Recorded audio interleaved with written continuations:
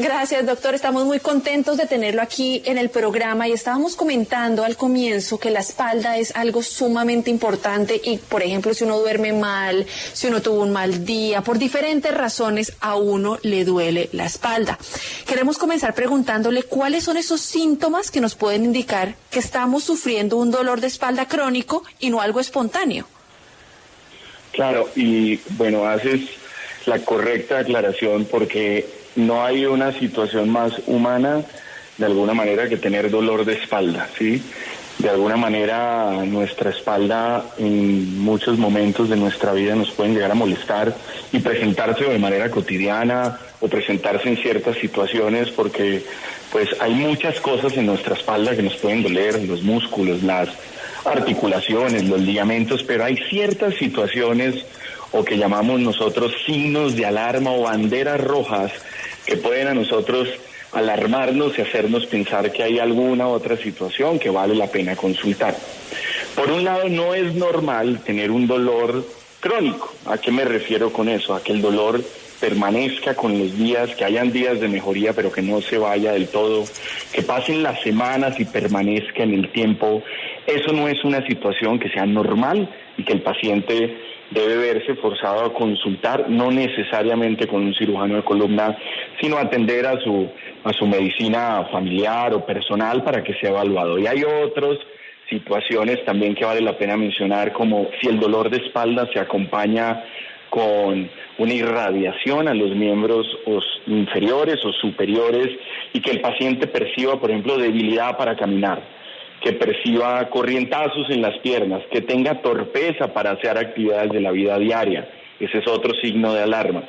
Otra de las situaciones que vale la pena mencionar es que el dolor lo acompañe durante la noche o cuando esté descansando, que lo despierte a la madrugada, o que también se empiece a acompañar de pérdida de peso, que se acompañe de fiebre, entre otros. Sin embargo, esos serían los signos de alarma que el paciente no puede dejar pasar el tiempo para consultar inmediatamente, como les menciono, a un servicio médico. Bueno, recuerden que a esta hora estamos hablando con el doctor Diego, él es neurocirujano y también experto en cirugía de columna. Si ustedes quieren hacerle una pregunta, si tienen alguna consulta, algo que no han podido resolver, recuerden que pueden llamar al 601-326-2325 o al 601-326-2350. Allí ya estamos pendientes para poder tomar sus consultas. A esta hora nos llama Luz Mari. Doña Luz Mari, ¿usted de dónde nos llama y cuál es su pregunta para nuestro doctor? De Bogotá. Doctor, yo desde julio del 2020 he empezado a sentir un dolor de espalda terrible. Yo del lado izquierdo no me puedo acostar porque si yo me acuesto de ese lado, al otro día amanezco con un dolor de espalda terrible. Bueno, yo ya consulté eso. Otra cosa que me ha pasado últimamente, desde septiembre, vengo sintiendo unos dolores en la cintura, haga de cuenta como unos calambres, y yo me voy a parar, Dios mío, no puedo. Me toca caminar para como enderezar eso, lo que yo siento que es como un calambre, caminar como jorobada. O si estoy sentada, hacerme al borde, depende de donde estoy sentada, tengo que hacerme al borde y como columpiar los pies para que se vaya a ir relajando. Y otra cosa que me está pasando es que de la cintura hasta arribita de las rodillas me están doliendo. Y los calambres son, calambres, son cada día más fuertes y ya no lo soporto. El dolor, me tomo acetaminofén, 2 pastillas y ya no me hace. Ya no aguanto.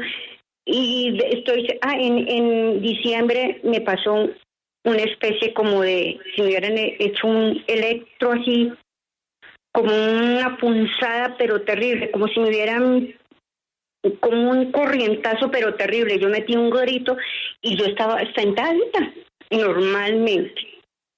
Pero esos dolores ya, doctor, ya no los aguanto más. Y es un dolor.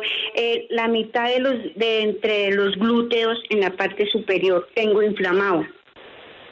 Bueno, hay que... Ok, hay un detalle y te agradezco la consulta y yo pienso que es muy al lugar con esta conversación que estamos teniendo porque como te mencioné o como hablé de los signos de alarma previamente, casi que tú cumples con muchos de ellos. Sin duda, como tú lo describes y ese acompañamiento del dolor persistente que además de tener el dolor está afectando tu calidad de vida. Eso es una situación que no se puede permitir hoy en día porque tus actividades de la vida diaria que te generan gusto, como caminar, como llevar a cabo las actividades normales, pues se están viendo afectadas. Y en eso se define la calidad de vida, como que ya hay una dificultad en llevar a cabo tus actividades de la vida diaria. Entonces, sin duda alguna, requieres una valoración exhaustiva que tienen que incluir imágenes diagnósticas que nos permitan ver en detalle la columna. Y aquí es importante mencionar una cosa y es que muchas veces tenemos el sinónimo de que los problemas de la columna puedan llegar a requerir cirugía, que es lo que la mayoría de la gente tiene el temor que pueda derivar en algún tipo de tratamiento. Y uno de los mensajes que quiero dejar aquí es que la mayoría de problemas de columna, y la gran mayoría, estoy hablando del 90% más, no van a requerir un tratamiento quirúrgico. Entonces, la mayoría de tratamientos están enfocados en fortalecer cosas que nos generan dolor. La musculatura de la región lumbar, los tendones que van hacia nuestras piernas, y aquí es donde requerimos el acompañamiento de personal de fisioterapia, de especialidades como la fisiatría, entre otros. Entonces, mi mensaje con los síntomas que me mencionas es que sin duda requieres estudios y requieres el acompañamiento de un especialista en columna, porque hay muchas cosas por las cuales se pueden hacer para mejorar tu calidad de vida, como te menciono, y mejorar los síntomas que te agobian en el día a día. Doctor, aquí los oyentes son los protagonistas, como siempre decimos en Salud y Algo Más, y también, aparte de las llamadas, recibimos mensajes de WhatsApp en el 317-666-9283. Y nos pregunta Jimena Quijano: hola, buenas tardes, una pregunta: yo cuando me levanto siento un dolor en la cintura, como si me la hubiera pasado agachada todo el tiempo, y se me pasa como a los 10 minutos. ¿A qué se deberá? Ya cambié el colchón y el dolor sigue. Ok, ese también es un síntoma muy frecuente y pasa que durante la noche o durante actividades donde guardamos una sola posición, es frecuente que nuestros músculos que están de base maltratados, pues obviamente en una misma posición se van a mantener esa posición, y cuando voy a cambiar de posición pues van a generar o van a estar un poco más resentidos. Entonces, de base no es normal que presentes eso. Debe haber algo que esté pasando a nivel de los tendones que van hacia las extremidades, pero también a nivel de la musculatura que está al lado y lado de la columna. Debe haber alguna situación mecánica, usualmente como espasmos musculares, o debe haber alguna situación que está generando que en el reposo el músculo esté inicialmente maltratado, y al mantener una misma posición, como es estar acostado durante la noche, obviamente con el cambio de posición genera un nuevo resentimiento. Entonces hay que evaluar, el colchón es una de las alternativas para poderlo tratar. Sin embargo, hay que evaluar cómo está el balance muscular, cómo está el balance en torno a la postura, cómo están las retracciones de los tendones que van dirigidas a las extremidades, entre otras causas de este dolor. Entonces la invitación es a evaluar qué es lo que puede estar pasando. Sin duda hay chance de poderle ayudar, pero hay que evaluar en detalle cuál sería la causa de este dolor. Don Hugo, ¿usted de dónde nos llama y cuál es su pregunta para nuestro neurólogo Diego Gómez? Buenas tardes, gracias doctora. Le habla Hugo aquí desde Bucaramanga. Gracias a Salud y Algo Más y a la W. Doctor Gómez, yo tengo 65 años. Resulta que yo quiero comentarle, doctor, que la relación que existe entre el dolor de espalda baja, la famosa lumbalgia, y la enfermedad prostática o la enfermedad coronaria, dicen que un preinfarto, los infartos tienen como síntoma previo el dolor de espalda. Entonces, doctor, esa es mi pregunta. ¿Qué me puede comentar al respecto, doctor Gómez? Ok, digamos que son situaciones que, a pesar de que en algunos puntos pueden coincidir en la manera en que se presentan, tienen causas y presentaciones distintas. O sea, no hay una relación directa entre tener un infarto y un dolor lumbar. Sin embargo, hay dolores, por ejemplo, en la región dorsal, más arriba, o sea, en la espalda alta, que también se pueden manifestar, o el infarto, tener dentro de sus manifestaciones esa irradiación a la parte de atrás de nuestra columna. No es que el problema sea nuestra columna en el caso del infarto, el problema es que el dolor en esa zona pues hace que se irradia la región dorsal. Entonces, si un paciente que nunca ha sufrido dolores de espalda en esta zona lo presenta de manera súbita y se asocia a otros síntomas como sudoración o la irradiación al brazo, como clásicamente se describe, por supuesto, esto puede ir acompañado del dolor de espalda y ser un signo de alarma y ser un infarto el problema. Pero son dos situaciones que son distintas, pero pueden coincidir en esos aspectos. Respecto a la próstata, digamos que hay ciertos dolores en el sistema genitourinario, o sea, en los riñones, en la próstata, los cálculos renales, pueden generar un dolor muy similar al tener una lumbalgia, porque estos órganos están muy cerca. De hecho, es frecuente que veamos pacientes con dolor lumbar, que cuando los valoro, converso con ellos, me doy cuenta que el dolor proviene de los riñones y ser otra causa, o viceversa. Pacientes que ingresan pensando que es un dolor renal y realmente el problema está en la columna. Entonces, hace falta como que indagar bien las causas del dolor, pero esos serían los puntos de intersección entre uno y el otro. Doctor, nos pregunta Jackie a través de WhatsApp. Buenas tardes, excelente programa, felicitaciones. Me hicieron un bloqueo y sigo con mi dolor en el lado derecho de mi espalda, mucho adormecimiento de los dedos. Soy operada de la columna y el bloqueo hace 14 días, peso 80, ya no sé qué más hacer. Buenas tardes. Bueno, es interesante porque cuando uno se enfrenta a un problema de la columna, digamos, normalmente nuestra filosofía siempre es agotar todas las opciones conservadoras para evitar una intervención o una cirugía mayor. Y uno de los puntos intermedios está el bloqueo. ¿Y qué es el bloqueo? Y este mensaje es para toda la audiencia. Nos referimos a bloqueo cuando ingresamos al sitio donde consideramos que viene el dolor y a través de una agujita inyectamos medicamentos que desinflaman y anestesian ese sitio del dolor. Por supuesto, es un tratamiento paliativo, eso no va a aliviar puntualmente la hernia, no va a hacer que se haga más pequeña, o un problema de artrosis de la columna, digamos, no lo va a corregir. Sin embargo, es una medida alternativa que solemos agotar siempre para manejar el dolor y poder evitar una intervención mayor.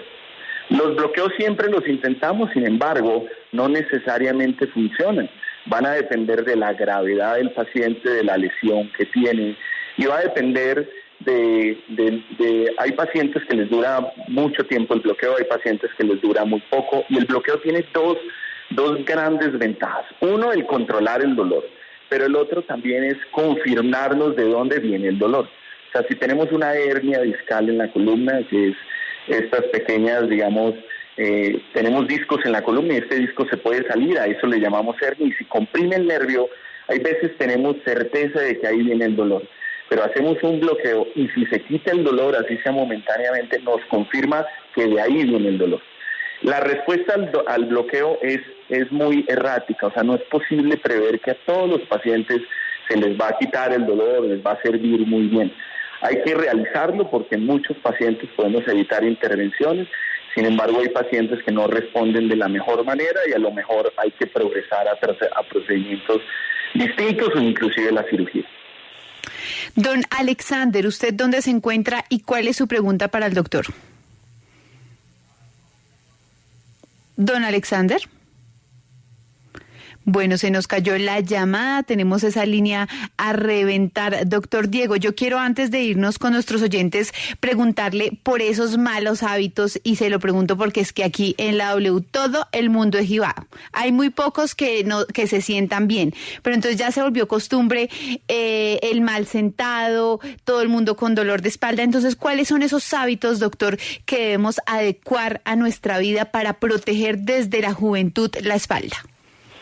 Bueno, tienes toda la razón. Yo creo que de alguna manera todos somos responsables de sufrir de la columna, porque nosotros como seres humanos, y me incluyo, digamos, en este grupo de digamos, entre comillas, de irresponsables en torno al cuidado de nuestra columna, porque solo la vamos a cuidar el día que nos esté molestando, que tengamos una lumbalgia, que tengamos una ciática, como se menciona.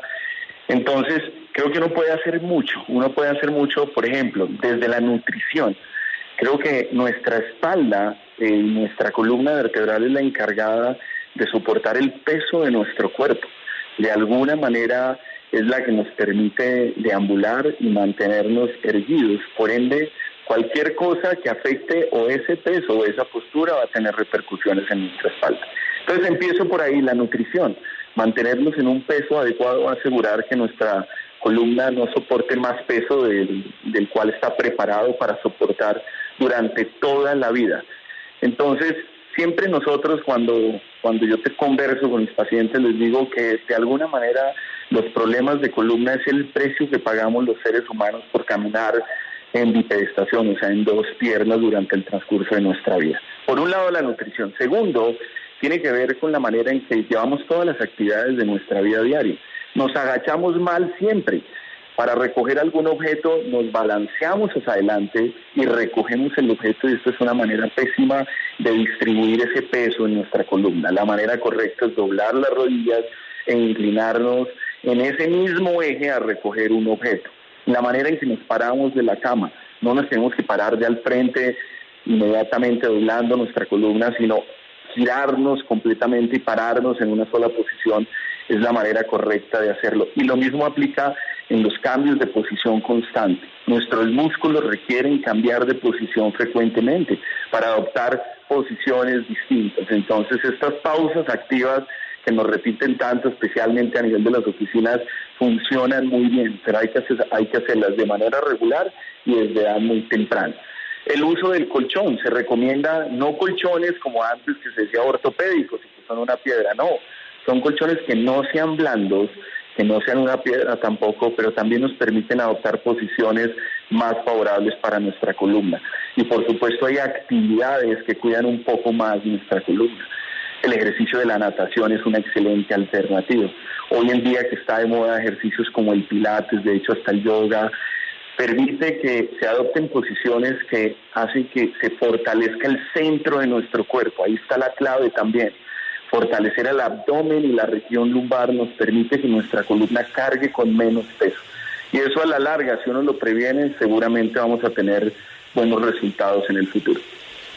A esta hora ustedes escuchan en W Radio al doctor Diego Gómez. Él es médico neurocirujano especialista en cirugía de columna. Doctor, por favor, no se me mueva porque tenemos la línea a reventar. Otra oyente. Le habla Licidia. Hace meses vengo con un dolor de espalda y cadera. Me dan muchos calambres y me duele el hueso de la cadera de las dos piernas. Y se me están inflamando los pies. Me hicieron una radiografía de columna y me salió desviación del lado izquierdo. Quisiera saber qué debo hacer. Muchas gracias. También se me inflama la parte del cuello de atrás y tengo mucho dolor. Bueno, gracias. No alcancé a escuchar el nombre de la paciente. ¿Me puede recordar? Licidia. ¿Cómo? Licidia. Sí, señor. Bueno, Licidia, mira, gracias por tu pregunta. Y bueno, déjame contarte, también es una pregunta frecuente sobre si la inflamación de las piernas o puede llegar a estar en relación a un problema de columna, y la respuesta es que no. Y te lo menciono porque hay otro tipo de situaciones que generan inflamación en las piernas que vale la pena verlas muy rápidamente. Y me refiero puntualmente a un problema de los riñones. Cuando se nos inflaman las piernas, usualmente se habla de retención de líquidos, y es que el riñón no está teniendo la función a la cual debe trabajar para movilizar todos esos líquidos de nuestro cuerpo, y las piernas se inflaman muchas veces por esa razón. Sin embargo, el dolor que mencionas de la columna y de la cadera, pues hay que revisarlo en detalle. Empezar por una radiografía está bien, y la radiografía creo que siempre va a estar presente cuando estudiamos la columna, pero en pacientes cuyo dolor es diario, incapacitante, donde uno tiene de alguna manera una certeza que el dolor puede venir de la columna, hoy en día, 2023, creo que hay que estudiarlo con una resonancia magnética de columna lumbosacra. Entonces, a pesar de lo que me mencionas de la radiografía, creo que es indispensable ampliar la información para saber de qué manera se te puede ayudar. Esa sería mi recomendación. Y respecto a las piernas, debes tener un médico de cabecera o un médico familiar o tu médico general para que estudie la función de tu riñón y descartar otras causas que estén generando la inflamación de tus piernas. Don Alfonso, qué gusto saludarlo. ¿Usted dónde se encuentra y cuál es su pregunta, cuál es su consulta para nuestro neurocirujano? Gracias, aquí en Bogotá. La pregunta es la siguiente, doctor Diego. O le comento mi caso, hace aproximadamente, hace como unos 2 años atrás, en varios eventos me daba como unos picazones en la espalda, pero pues el hecho es porque hacía malos movimientos, lo que el doctor explicó ahorita, que me agachaba así como bruscamente o me paraba de la cama mal y quedaba como en una forma como tullido, decimos. Y también me asistía al médico general y me aplicaban una inyección y con eso me pasaba el dolor. Y creo que él diagnosticaba que era un espasmo, pero desde el año pasado, a final de año, he tenido como un dolor arriba de la cadera, en la espalda, en la parte de arriba de la cadera, en la parte trasera. Y quería lo que yo le sugiero es saber qué me indica que tengo que hacer con quién debo evaluar, si el médico general, para ver si me ordena una radiografía o cómo puedo evaluarme daño. También lo he solucionado con una electroterapias, que son como unos choques que me han puesto y me ha quitado el dolor de forma pues temporal. Me he hecho 3 electroterapias y muy buenas porque se siente uno como muy fortalecido de esos músculos, pero vuelve y cae otra vez el dolor y no es fuerte, pero sí es como permanente, como dice el doctor. Vuelve y sale, se me desaparece y vuelve y sale y así estoy en este momento. Tengo 57 años. Ok, Alfonso. Bueno, Alfonso, has tocado un par de temas que sí vale la pena hacer mención y de esta manera voy a responder tu pregunta, y es que cuando uno tiene este tipo de dolores que se presentan de manera súbita, como por ejemplo levantar un objeto pesado o levanté a mi hija y después ya no me pude mover, o durante cierta actividad que todos de alguna manera lo hemos presentado. Yo lo presenté hace un par de años, estaba trotando y de repente el dolor de un espasmo muscular me botó al piso, mejor dicho, incorporarme fue difícil. Y esos dolores así tan extremos de aparición súbita suelen ser explicados por espasmos musculares. Muchas veces los pacientes menosprecian esa palabra de espasmo muscular porque sienten que uno les está diciendo, no tengo nada, entonces... Pero la verdad es que el espasmo muscular genera un dolor muy fuerte. O sea, cuando uno tiene, por ejemplo, por ponerles un caso extremo, un tumor de columna, una hernia discal gigante, usualmente el dolor empieza a aparecer progresivamente, pero no es tan incapacitante como un espasmo muscular. Entonces, cuando te mencionaba que tenías un espasmo y que el dolor pasaba, seguramente sí estaba explicado por eso. La mayoría de dolores de espalda, el dolor no proviene de los huesos, de la columna vertebral. Usualmente los dolores provienen de todo lo que rodea nuestra columna. Grupos musculares grandísimos que van por toda nuestra columna, desde nuestra cabeza hasta abajo en la región sacra. Estos músculos nos permiten mantenernos erectos, mantenernos con una buena postura. Y estos músculos son tan fuertes y voluminosos que es frecuente que tengan espasmos y por eso el dolor se irradia a toda la espalda, como lo menciono. Sin embargo, si el dolor luego de pasar el espasmo muscular, de no mejorar con lo que hacías usualmente y se mantuvo en el tiempo y se volvió crónico, empieza a aparecer una señal de alerta, en donde ahí sí podemos indagar de que el dolor provenga de esto que les menciono, la columna vertebral, cosas que sí puntualmente hacen referencia a mi especialidad. Lo que haces de terapia física a través de electricidad y diferentes modalidades es maravilloso. Yo soy un convencido que la mayoría de dolores de espalda se solucionan a través de la fisioterapia dirigida y llevada a cumplir las metas para cada paciente. Entonces, mi sugerencia es que en tu caso comiences a través de medicina general, que haga una valoración, que evalúe la necesidad de una imagen, y si a pesar de todo eso el dolor sigue persistiendo en el tiempo, que te pueda ver un cirujano de columna, un neurocirujano en este caso, que te pueda dar alguna otra recomendación y que evalúe en detalle. Alexander, ¿usted dónde se encuentra y cuál es su consulta? Alexander, en Barranca Bermeja, quiero antes de tomar el uso de la palabra felicitar a la W por su excelente programación. La consulta que tengo es, doctor Diego, usted tan amable nos puede colaborar, nos indica qué signos y qué síntomas difieren un simple dolor de espalda de una hernia discal. ¿Qué es un lumbago no especificado, doctor? Y también quiero aprovechar para hacerle de una vez la otra contrapregunta. ¿Qué tipo de ejercicios o de terapias o de masajes ayudan a mejorar el dolor de espalda? Doctor Diego, muchas gracias. Ok, Alexander, bueno, primero también tocaste un tema importantísimo. Cuando uno habla de columna, aparece una cantidad de términos que se nos vienen a la mente o que escuchamos en nuestra consulta, como ciática, hernia discal, y de alguna manera ese es el motivo de consulta más frecuente como cirujanos de columna o como neurocirujanos. Cuando hablamos de una hernia discal, pues hace referencia a que uno de nuestros discos es como nuestros amortiguadores de nuestra columna. Son como una gelatina que está encasillada en un lugar y que permite funcionar como un amortiguador de nuestra columna y de nuestro peso en general. Cuando estas gelatinas se salen, pues hablamos de una hernia discal. ¿Y cuál es el verdadero problema de una hernia discal? Esa hernia discal, cuando se sale, se encuentra en el camino con un nervio que va hacia una de nuestras extremidades. Usualmente, cuando un paciente viene a nuestra consulta con una hernia discal y esa hernia es la responsable del dolor de nuestro paciente, el paciente suele venir con dolor en la pierna o en el brazo, en el caso de ser una hernia cervical. Es el paciente que ingresa cojeando al consultorio y dice, doctor, tengo un corrientazo en la pierna, tengo dormida la pierna, tengo torpeza para caminar. Usualmente ese es los síntomas típicos de una hernia discal. Puede o no acompañarse de dolor lumbar, pero cuando hay una hernia discal y ese es el problema del paciente, pues el paciente viene con dolor en la pierna. Algo que les quiero contar a toda la audiencia es que todos los seres humanos, y eso está demostrado en la literatura, en algún punto de nuestra vida vamos a tener hernias discales.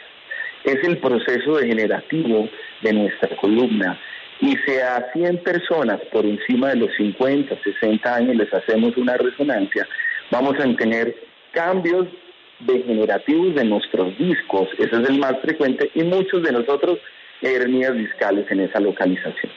Entonces, es importante saber que a pesar de que si tienen un dolor de espalda y terminaron en una resonancia, es posible que les salga una hernia discal, pero es el médico, el neurocirujano, el que va a decir, oiga, el dolor de mi paciente sí tiene relación con la hernia discal, porque no hay una palabra que más asuste cuando de columna se trata que la palabra hernia discal. Entonces vienen cantidad de pacientes a la consulta, doctor, me salió esto en el reporte. ¿Qué le duele? No, me duele la espalda cuando levanté a mi hijo, tengo un dolor en la espalda. Pues a pesar de que la resonancia me mostró una hernia discal, ese no es el problema de nuestro paciente ahorita. Entender esto nos permite evitar tratamientos innecesarios en nuestros pacientes. Pero es importante que eduquemos, empezando por todo, a nuestros pacientes, que sepamos que hay que interpretar bien esas lecturas de la resonancia y para eso estamos nosotros. Con respecto a los ejercicios, no hay un ejercicio estándar para todos los pacientes. En general, en la columna, los ejercicios tienen que estar enfocados en fortalecer el centro de nuestro cuerpo, lo que llamamos el core, el centro, porque de esta manera aliviamos el peso que tiene nuestra columna. Entonces, ese sería, sin embargo, por ejemplo, un paciente con una hernia discal necesita cierto tipo de ejercicios porque no toda la terapia le funciona. Hay ejercicios de estiramiento que pueden maltratar aún más el nervio. Hay pacientes con espasmos musculares que tenemos que hacer terapia sedativa sobre la región lumbar, y en esto los expertos sí son los fisioterapeutas y los médicos fisiatras, en donde nos apoyamos con frecuencia. Doctor Diego Gómez, médico neurocirujano de la Universidad del Bosque, muchísimas gracias, doctor, por haber estado aquí con nosotros en Salud y Algo Más. Esperamos tenerlo nuevamente porque teníamos millones, en verdad, de oyentes que quieren hablar con usted, doctor. No, yo estoy presto a lo que necesiten, de verdad. Si hay algo que disfruto es educar a todos los niveles, estudiantes, pacientes, cuidadores de todo, y para mí estos espacios son valiosísimos. Creo que la educación es algo que tenemos que fortalecer, y más en salud, y más a través de un medio con una difusión tan importante como la de ustedes. Entonces, aquí a la orden.